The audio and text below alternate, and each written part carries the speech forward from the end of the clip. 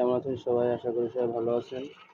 আজকে চলে আসলাম সমাজসেবা অধিদপ্তরে প্রশাসন ২ শাখায় যে নিয়োগ বিজ্ঞপ্তিটি প্রকাশ করা হয়েছে ৯ জুন ২০২৪ তারিখে সে বিষয়ে কথা বলার জন্য।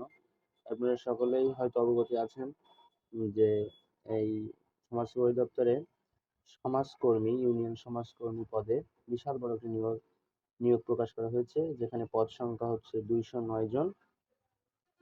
এখানে আপনাদের শিক্ষাগত যোগ্যতা থাকতে হবে যেকোনো স্বীকৃত বোর্ড হইতে দ্বিতীয় বিভাগে উচ্চ মাধ্যমিকের সার্টিফিকেট, এবং বিভাগীয় প্রার্থীদের ক্ষেত্রে বয়সসীমা ৩৫ বছরের পর্যন্ত শিথিলযোগ্য।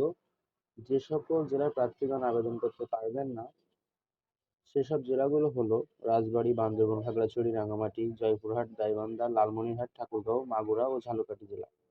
তবে এতিম এবং শারীরিক প্রতিবন্ধী কোটার প্রার্থীরা সকল জেলার প্রার্থীরা আবেদন করতে পারবেন। এখানে আপনাদের ১২/৬/২০২৪ তারিখে ১৮ থেকে ৩০ বছর পর্যন্ত বয়স হতে হবে। তো চলুন দেখে আসি আমরা কোন ওয়েবসাইটে গিয়ে খুব সহজে আবেদন করতে পারবো।